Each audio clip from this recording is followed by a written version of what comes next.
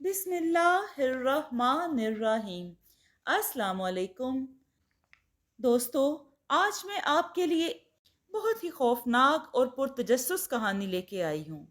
لیکن کہانی شروع کرنے سے پہلے میری آپ سے گزارش ہے، اگر آپ میرے چینل پر نئے ہیں تو اسے سبسکرائب کر لیں اور بیل آئیکن کو بھی دبا دیں تاکہ دلچسپ اور بہترین کہانیوں کا سلسلہ بر وقت آپ کو ملتا رہے۔ اینڈریو بہت ہی خوبصورت نوجوان تھا، وجہ اتنا کہ اسے دیکھتے رہنے کو دل چاہتا تھا۔ شاید ہی کسی نے اس کی خوبصورتی سے انکار کیا ہوگا۔ اسے دیکھ کر واقعی دل میں خیال آتا تھا کہ خدا نے اسے فرصت سے بنایا تھا۔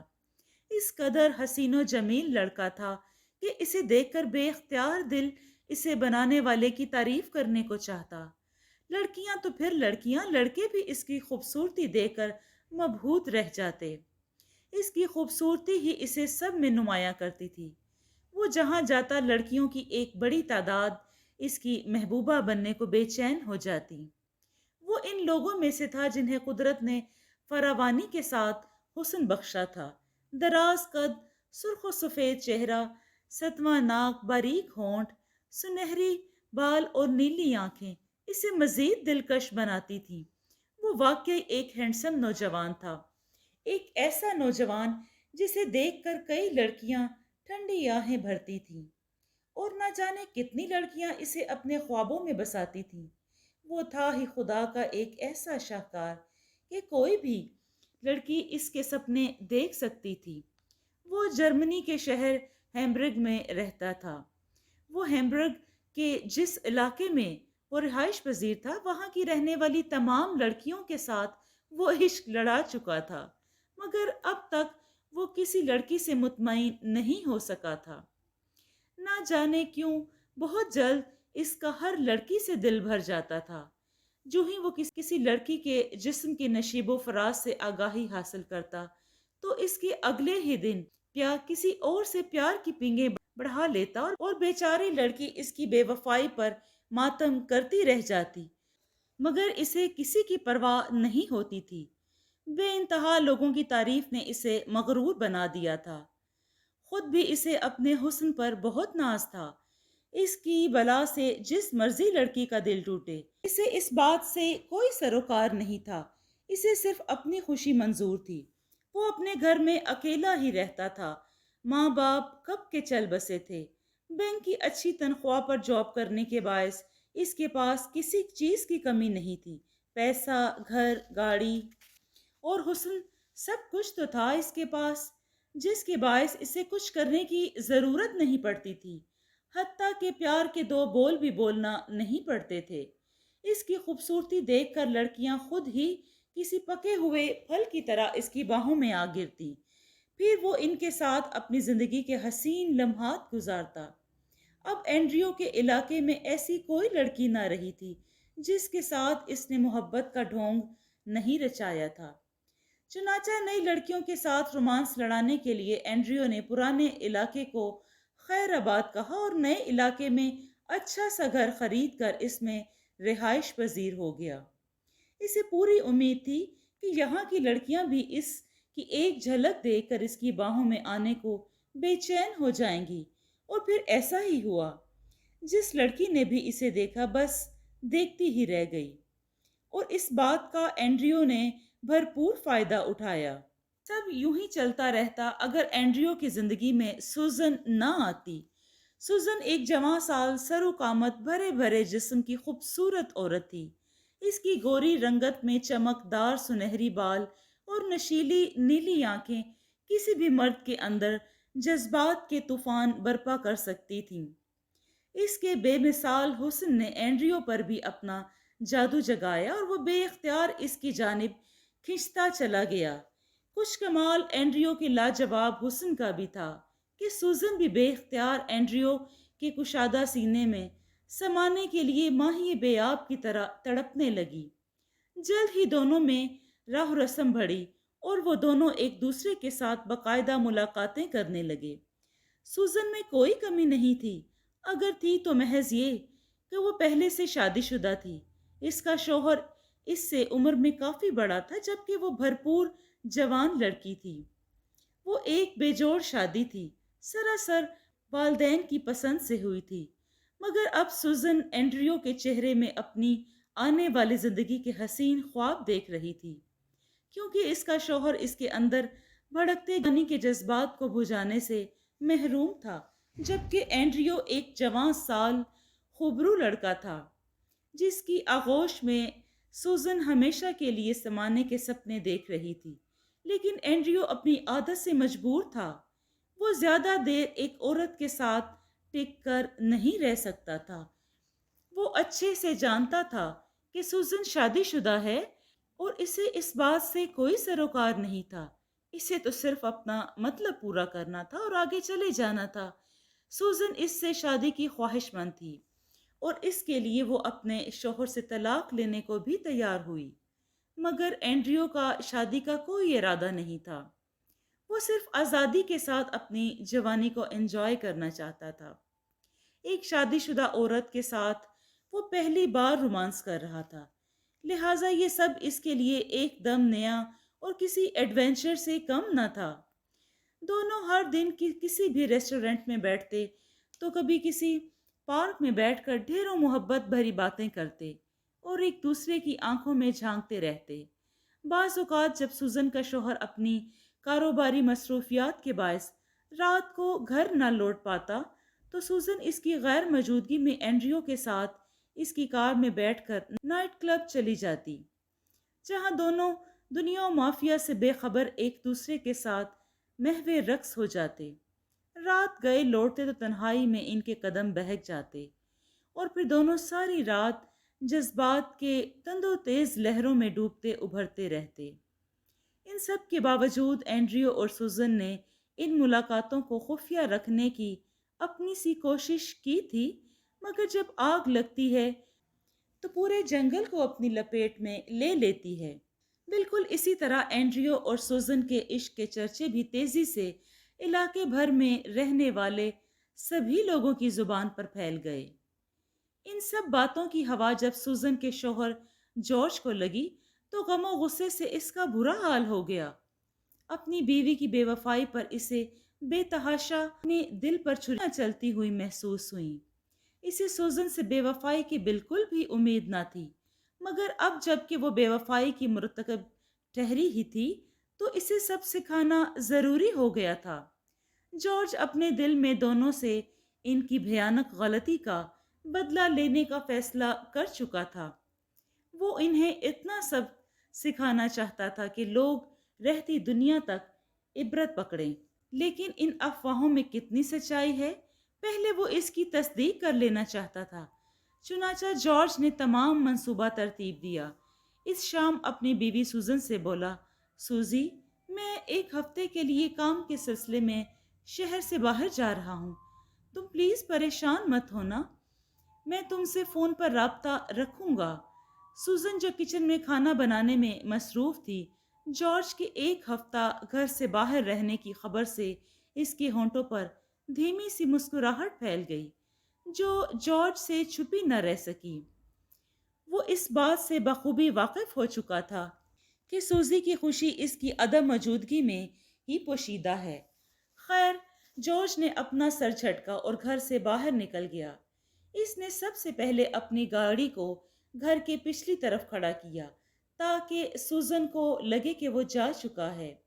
ایسا کرنے کے بعد وہ خود کو گھر میں موجود لان کی جھاڑیوں میں آ کر اس طرح چھپ کر بیٹھ گیا کہ باہر سے کسی کو نظر نہیں آ سکتا تھا، مگر خود وہ باہر کا منظر صاف دیکھ سکتا تھا۔ جارج کو پورا یقین تھا کہ سوزن اس کی غیر موجودگی میں ضرور اپنے عاشق کو بلائے گی، جس وجہ سے وہ یہاں چھپ کر اس کا چہرہ دیکھنا چاہتا تھا اور پھر دونوں کو ایک ساتھ سبق سکھانا چاہتا تھا۔ شام دھیرے دھیرے رخصت ہو رہی تھی، اس کی جگہ رات کی کالی چادر اور ہر طرف پھیل رہی تھی۔ سوزن کی دانست میں جارج شہر سے باہر جا چکا تھا، مگر اسے کیا معلوم تھا کہ جارج گھر میں ہی لان کی جھاڑیوں میں چھپا بیٹھا ہے۔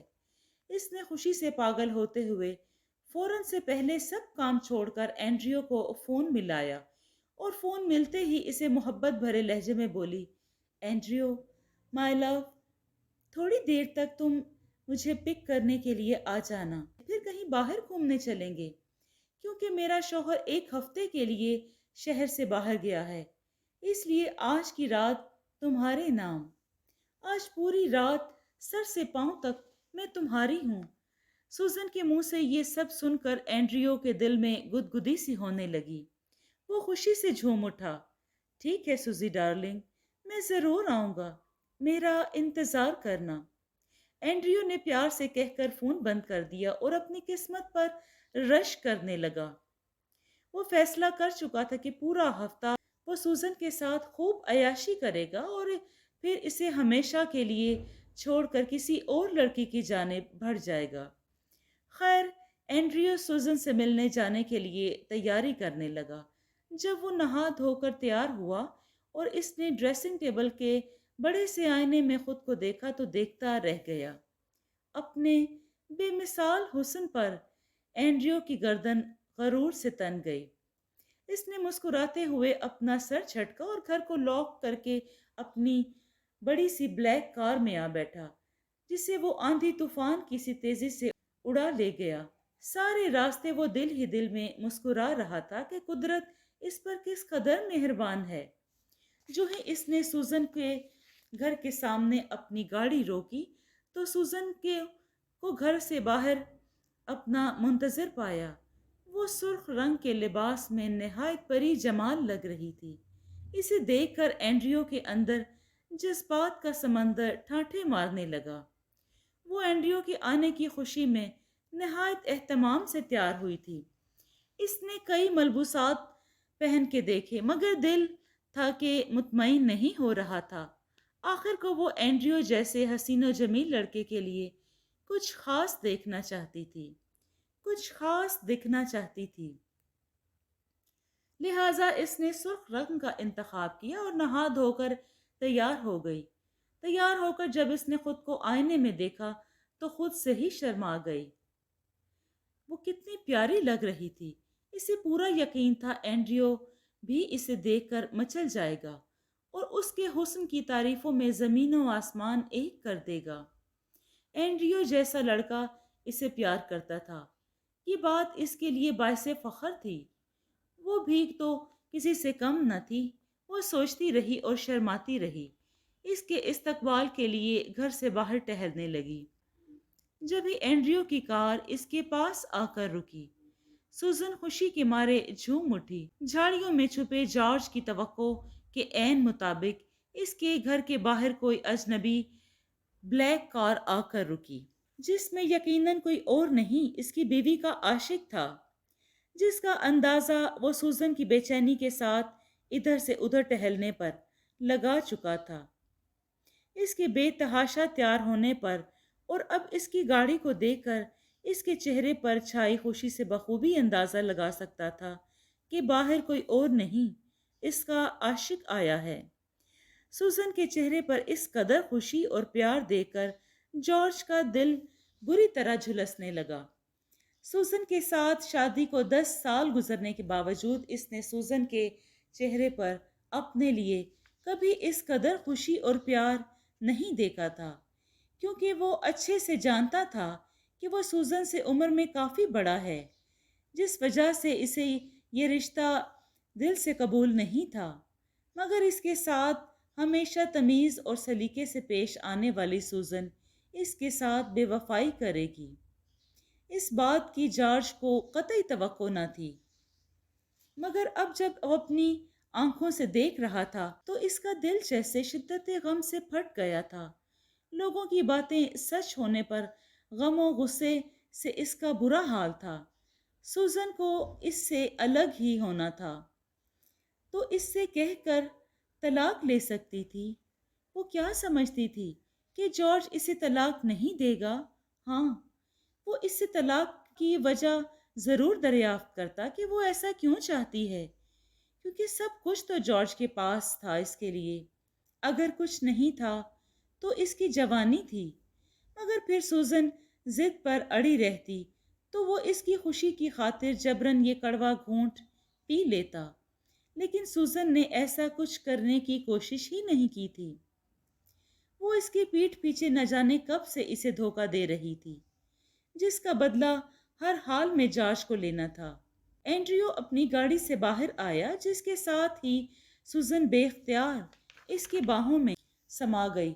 एंड्रियो ने सूजन की पुश्त गाड़ी से लगाकर अपने जलते होंठ इसके रस भरे होंठों पर रखे तो सूजन बेख्तियार एंड्रियो को अपनी बाहों के हिसार में मजबूती से थाम लिया और दोनों चंद लम्हों के लिए अपने गिरदो नवाह से बेखबर हो गए। जॉर्ज शदीद गुस्से के आलम में दोनों हाथों की मुठियां भींच ली और दांत भी सख्ती से पीस लिए। पूरा जिस्म बुरी तरह से कांप रहा था। इसकी आंखों के गोशों में हल्की सी नमी भी उतर आई थी। इसकी प्यारी बीवी एक गैर की बाहों में समाई हुई थी और वो किस कदर बेबसी में था। जबरन दिल पर पत्थर रखे ये सब देखने पर मजबूर था। वो बामुश्किल खुद को काबू रखे ये सब बर्दाश्त कर रहा था। चाहता तो अभी इसी वक्त दोनों को अपनी नींद सुला सकता था, मगर वो जल्द बाजी में कोई भी काम खराब नहीं करना चाहता था। इसे होशियारी से दोनों को ठिकाने लगाना था। इसने अपना और एंड्रियो का मवाजना किया तो इसे अपना आप बहुत छोटा लगा। एंड्रियो कहाँ परियों के देश का शहजादा और वो एक मामूली शक्लो सूरत का मुअम्मर आदमी। हसद के मारे जॉर्ज की कनपटियां तक सुलगने लगी। सोजन कितने मजे से एंड्रियो की बाहों में समाई थी और जॉर्ज अकेला जलने के लिए खड़ा था। कहते हैं जिसकी बीवी कम उम्र और खूबसूरत हो, इसका शौहर हमेशा शक में मुब्तला रहता है। जॉर्ज ने सूजन पर कभी शक नहीं किया था। इसके बेइंतहा हसीन और कम उम्र होने पर भी जॉर्ज को इस पर मुकम्मल भरोसा था। मगर सूजन ने ये बात सच कर दिखाई। इसने जॉर्ज की मोहब्बत, वफा और दिल को ठेस पहुंचाई थी, जिसका जॉर्ज को बहुत अफसोस था। उधर जज्बात का तूफान थमा तो दोनों गाड़ी में जा बैठे। एंड्रियो ने ड्राइविंग सीट संभालकर गाड़ी स्टार्ट की और घर की हदूद से बाहर ले गया।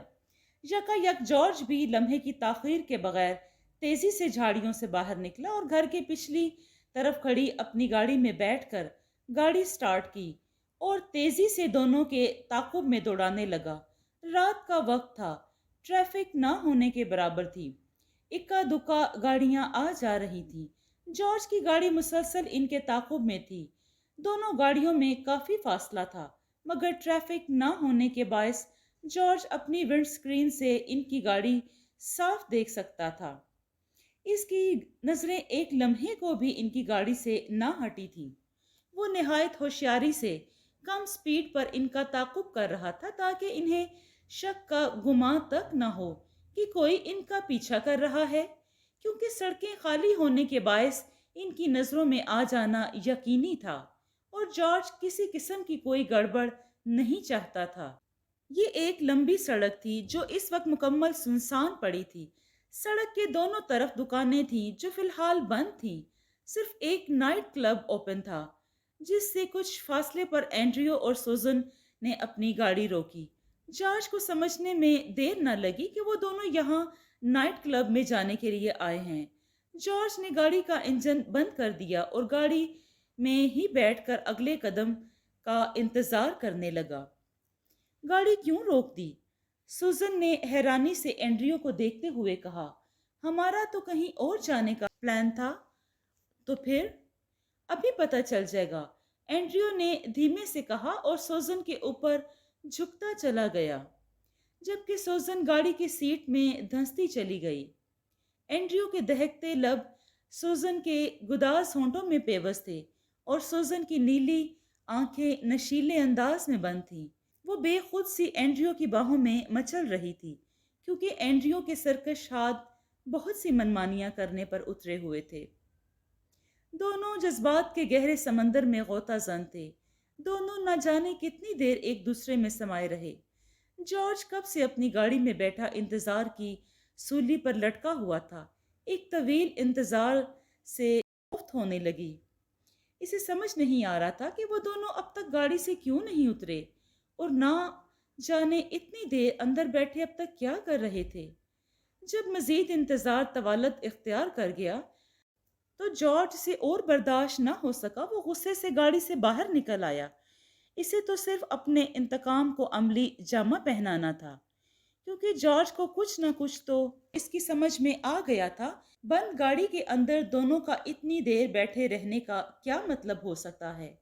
جارج غصے سے کھولتا ہوا اینڈریو کی گاڑی کے پاس آیا اور ڈرائیونگ سیٹ کی سائیڈ والا دروازہ کھول کر اندر جھانکا تو دونوں قابل اعتراض حالت میں تھے. یہ دیکھ کر جارج غصے سے لال پیلا ہو گیا، جبکہ جارج کو اپنے سامنے دیکھ کر دونوں کی ہوائیاں اڑ گئیں اور چہروں کا رنگ فک ہو گیا.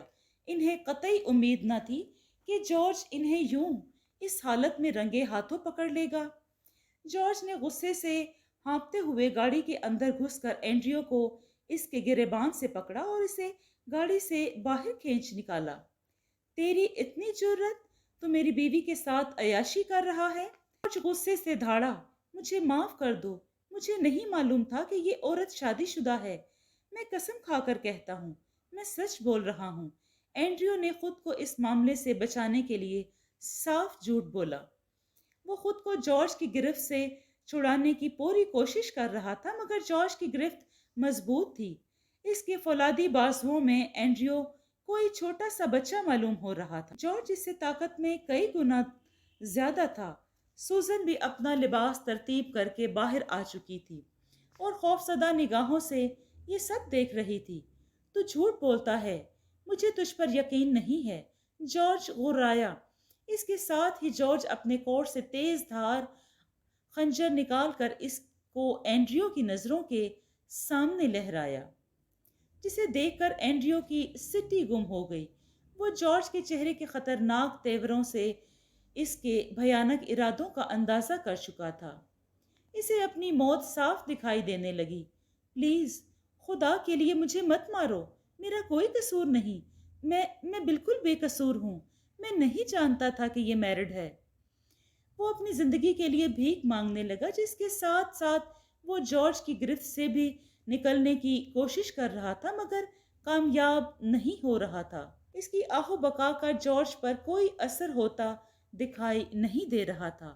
جارج کا غصہ عروج پر تھا. وہ بولا، میں تجھے جان سے مار دوں گا، بلکہ میں تجھے اس سے بھی بدتر بدلہ لوں گا. جارج یہ کہہ کر گھسیٹتا ہوا اینڈریو کو گاڑی سے پیچھے اندھیرے کی جانب لے جانے لگا، جبکہ اینڈریو بری طرح اپنے آپ کو اس سے چھڑانے کی کوشش کرتا رہا، مگر بے سود. سوزن ڈری سہمی ایک طرف کھڑی اپنی پھٹی پھٹی نگاہوں سے یہ سب دیکھ رہی تھی. خوف نے اس کے سوچنے سمجھنے کی صلاحیت چھین لی تھی. اسے سمجھ نہیں آ رہا تھا کہ وہ کیا کرے، اینڈریو کی کیسے مدد کرے. اتنی دیر میں جارج اینڈریو کو اپنی دور کھڑی گاڑی کے پیچھے چھائے اندھیرے کی طرف دھکیل چکا تھا. سوزن سمجھنے سے قاصر تھی کہ جارج اینڈریو کے ساتھ کیا کرنے والا ہے. دفعتاً ہیمبرگ کی خاموشی رات میں اینڈریو کی فلک شگاف چیخیں آسمان سے باتیں کرنے لگیں. سوزن کے رہے سہے اوسان بھی خطا کر دیے. وہ دہشت زدہ سی اپنی جگہ پر جمی کھڑی دور اندھیرے میں آنکھیں پھاڑ کر دیکھنے کی کوشش کر رہی تھی، مگر اسے کچھ بھی دکھائی نہیں دے رہا تھا. البتہ وقتاً فوقتاً ابھرتی اینڈریو کی درد بھری چیخیں سوزن کا دل ہلائے دے رہی تھی. وہ خود میں اتنی ہمت پیدا نہ کر پا رہی تھی کہ آگے جا کر دیکھ سکے کہ جارج اینڈریو کے ساتھ کیا سلوک کر رہا ہے جو وہ اس قدر بے دردی سے تڑپ رہا ہے. وہ اپنی جگہ منجمد کھڑی تھر تھر کانپتی رہی. آنسو اس کی آنکھوں سے پھل پھل ٹپک رہے تھے. وہ بے بسی کی صورت بنی کھڑی تھی. مان اس کی نگاہیں سڑک پر تیزی سے پھیلتے ہوئے خون کی تالاب کی جانب ٹھہر گئیں، جسے دیکھ کر سوزن کی آنکھیں دہشت سے پھٹی کی پھٹی رہ گئیں اور دل اچھل کر حلق میں آ گیا.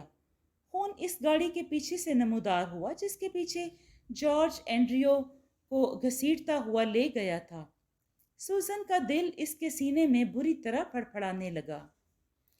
فضا میں اب صرف شائیں شائیں کرتی ٹھنڈی ہواؤں کی آوازیں باقی رہ گئی تھیں. اینڈریو کی درد بھری چیخیں اب دم توڑ چکی تھیں. तीसरे दर्जे के नाइट क्लब के बाहर कोई गार्ड नहीं था, ना ही एंड्रियो की दिल दोज चीखों पर अब तक कोई अंदर से बाहर आया था। गालिबन क्लब के अंदर जोर और शोर से मौसीकी जारी और सारी थी, जिसके होते एंड्रियो की आवाज का अंदर जाना नामुमकिन था। खौफ से सूजन का बुरा हाल था और अब टांगों पर खड़े रहना मुहाल हो रहा था। करीब था कि वो इस खौफनाक मंजर की ताब न लाकर चकरा कर गिर जाती जब ही इसने अंधेरे से जॉर्ज को नमूदार होते देखा। इसका पूरा लिबास खून से तर था और आंखें सूजन पर जमी हुई थीं। सूजन दहशत के मारे एक कदम पीछे हट गई। इसे पूरा यकीन था जॉर्ज अब इसकी भी जान लेगा। इसे अपनी जिंदगी महबूब थी, लिहाजा वो खौफ से चीखती चिल्लाती हुई एक तरफ को भाग निकली। लेकिन जॉर्ज अपनी जगह जम कर खड़ा रहा। इसे सूजन का पीछा करने में कोई दिलचस्पी नहीं थी, क्योंकि वो इसे मारना नहीं चाहता था जिससे इसने मोहब्बत की थी। तो वो इसे कैसे मार देता? लेकिन अब वो इसके साथ भी नहीं रहना चाहता था। सूजन की गलती की सजा इसे मिल चुकी थी। एंड्रियो का ये हाल इसकी वजह से हुआ था, जिस पर इसे सारी जिंदगी पछतावा था। वैसे भी अब पछताने के सिवा इसके पास रहा भी क्या था? दर दर की ठोकरें खाना इसके नसीब में लिखा जा चुका था। वो दोनों तरफ से हार कर कहीं की भी न रही थी। इसकी हालत ऐसी ही जैसे धोबी का कुत्ता ना घर का और ना ही घाट का होता है। लिहाजा उसे इसके हाल पर छोड़कर जॉर्ज कुछ सोचकर अपनी गाड़ी में जा बैठा, जिसका रुख इसने किसी करीबी पुलिस स्टेशन की जानिब कर दिया। इसने पुलिस वालों को तमाम तफसीलात बताकर खुद को इनके हवाले कर दिया, और ऐसा इसने सिर्फ इस बिना पर किया था कि इसके सिवा इसका था ही कौन। वो भी इसे छोड़कर जा चुकी थी। जॉर्ज चाहता तो नए सिरे से अपनी जिंदगी दोबारा शुरू कर सकता था, मगर सूजन के तलख तजर्बे के बाद जॉर्ज की अब जिंदगी में दिलचस्पी खत्म हो गई थी। जॉर्ज के दिए गए बयान के मुताबिक पुलिस और मीडिया के नुमाइंदे ने अगले दिन जाए वकुआ पर पहुंचे तो इन पर रूह फरसा इंकशाफ हुआ। जिस जगह जॉर्ज ने एंड्रियो को कत्ल किया था, वहां एक दरख्त भी मौजूद था जिसकी शाख पर इंसानी जिल्द लटकी हुई थी। जॉर्ज से इस बारे में पूछा गया तो इसने साफ गोई से जवाब दिया, मैंने एंड्रियो को कत्ल नहीं किया था। मैंने सिर्फ इसके पूरे जिस्म से इसकी सारी जिल्द निहायत एहतियात से छील कर रख दी थी और इसे यहाँ मरने के लिए छोड़ आया था। लेकिन इस जिल्द का यहाँ लटके होना इस बात की जानिब इशारा करता है कि वो भाग निकला था और अब तक जिंदा है, लेकिन अब इसका कोई फायदा नहीं। वो अब सिर्फ बगैर जिल्द के एक खौफनाक इंसान है जिसके सहारे वो अपनी बाकी जिंदगी गुजारेगा। जॉर्ज के इस इंकशाफ पर वहां मौजूद सब लोग सन्नाटे में आ गए। पुलिस वालों ने तमाम इलाका छान मगर एंड्रियो को ना मिलना था और ना मिला, और ना ही इन्हें वो खंजर मिल सका जिसके जरिए जॉर्ज ने एंड्रियो का ये हाल किया था, और अनजाने में जॉर्ज इसे वहीं भूल आया था। पुलिस वालों ने तलाश जारी रखी, लेकिन एंड्रियो का कोई अता पता न था। दरख्त पर लटकी एंड्रियो की जिल्द को मीडिया वालों ने कुछ इस अंदाज में पेश किया था कि लोगों में सनसनी फैल गई। इनका कहना था कि एंड्रियो का अपनी जिल्द यहाँ छोड़ जाना हमें ये पैगाम देता है कि वो वापस ज़रूर आएगा और किसी को नहीं छोड़ेगा। पूरा हैम्बर्ग दहशत की लपेट में आ गया। अदालत ने जॉर्ज के इकबाल जुर्म करने पर इसे 6 साल की कैद सुनाई, जिसे पूरा करके जब जॉर्ज वापस लौटा तो इसका कारोबार खत्म हो चुका था। जॉर्ज को अब इन सब की ज़रूरत भी नहीं रही थी, लिहाजा वो अपनी जमा करदा पूंजी से अपनी ज़िंदगी के दिन गुजारने लगा।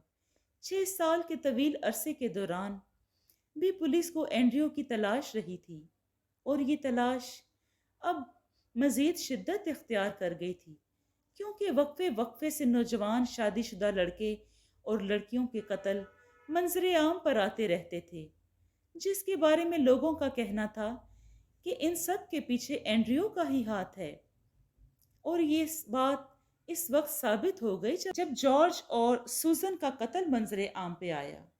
جارج کا قتل اس کے جیل سے آنے کے بعد پیش آیا تھا، جس پر اب شک کی کوئی گنجائش نہ رہی تھی کہ یہ قتل کرنے والا اینڈریو ہی ہے۔ پولیس اور دیگر ایجنسیاں کسی شکاری بھیڑیے کی طرح اینڈریو کو تلاش کر رہی تھیں، مگر اب تک اینڈریو ان کی پہنچ سے کوسوں دور تھا۔ وہ جس طرف اچانک ابھرتا تھا، اسی طرح اچانک غائب بھی ہو جاتا تھا، اور جس نے اینڈریو کا یہ حال کیا، اینڈریو اس سے بھی اپنا بدلہ لے چکا تھا۔ لیکن جب ہیمبرگ میں کالی چادر اپنے پر پھیلاتی ہے تو بغیر جلد والا اینڈریو سر پر فلیٹ ہیٹ پہنے، جلد سے آری بدن پر لانگ کوٹ اوڑے، چہرے پر نقاب کیے، ہاتھوں میں دستانے پہنے اور ان میں وہی خنجر لیے، ہیمبرگ کی سنسان ویران گلیوں میں مڈر گشت پر نکلتا ہے۔ ان جوڑوں کی تلاش میں جو شادی شدہ ہونے کے باوجود اپنی شادی سے بے وفائی کر رہے ہوتے ہیں، تاکہ انہیں وہی بھیانک سبق سکھا سکے جو اس ظالم رات اس نے سیکھا تھا۔ وہ اس قدر خوبصورت نوجوان جس کے حسن کی مثالیں زمانہ دیتا تھا، آج صرف ایک بغیر جلد والا بدحیت خوفناک آدمی تھا، جو خود آئینے میں اپنی شکل دیکھنا تک گوارا نہیں کرتا تھا۔ پورے ہیمبرگ میں اس کا خوف و ہراس پھیلا ہوا تھا کہ نہ جانے وہ کس کو اپنا اگلا نشانہ بنائے۔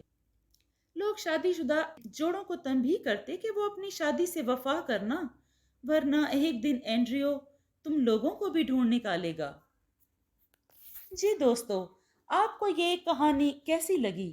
اگر آپ کو یہ کہانی پسند آئی ہے تو اسے لائک اور شیئر کیجیے، اور کمنٹ میں اپنی رائے کا اظہار ضرور دیں۔ خوش رہیں، اپنا اور اپنوں کا بہت سا خیال رکھیں۔ شکریہ۔